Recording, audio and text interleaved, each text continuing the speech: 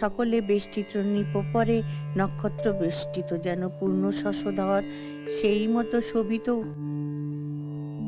কি ব্যাপার খোকা, আজ এমন সুশীল বালকের মতো আমার সামনে এসে বসলি? কিছু বলবি? হ্যাঁ মা। টাকা লাগবে বুঝি? তা কত টাকা?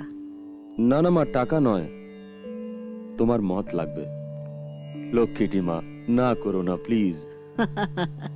তোর কোনো কাজে কোনোদিন আমি না করেছি? বল বাবা বল।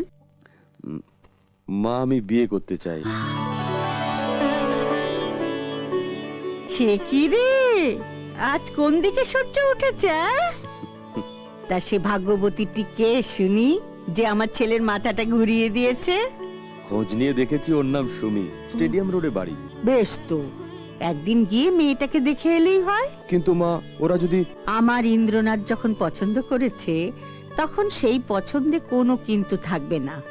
ওই মেয়েটার সাথেই তোর বিয়ে হবে। রিয়াজ, বলুন ম্যাডাম। রবিবার দিনই ওই মেয়েটার বাড়িতে যাবার ব্যবস্থা করো। আমি আমার ইন্দ্রসোনার বিয়ে দিয়ে ঘরে বৌমা আনবো। অসম্ভব, এসব কি বলছেন আপনারা? আমি সুমির দাদা, এই বিয়েতে আমারও মতামতের একটা প্রয়োজন আছে। না, নেই, এখানে আমার কথাই শেষ কথা। তোমরা তো জানো আমরা কত বড় সাংঘাতিক মানুষ। বুঝলেন দিদি, এতদিন ধরে জানতাম আমার ছেলে ইন্দ্র শুধু খুনই করতে পারে।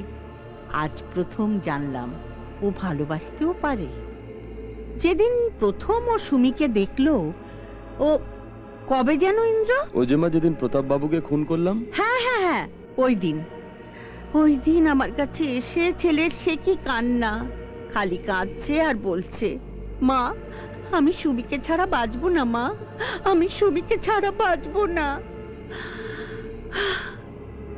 আচ্ছা দিদি, আপনি বলুন তো, কোনো মা কি পারে তার সন্তানের চোখের জল সহ্য করতে?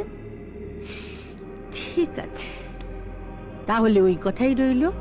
সামনের বুধবারে সুমিকে আমি আমার পুত্রবধূ করে নিয়ে যাব। তার মানে জোর জুলুম না? এই, দুই মায়ের কথা হচ্ছে, তুই নাক গলাস না।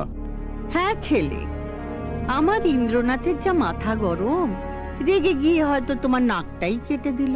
কিন্তু সুমির যদি এ বিয়েতে রাজি না থাকলে রাজি করাবেন। আমি না না শব্দটা শুনতে ভালোবাসি না।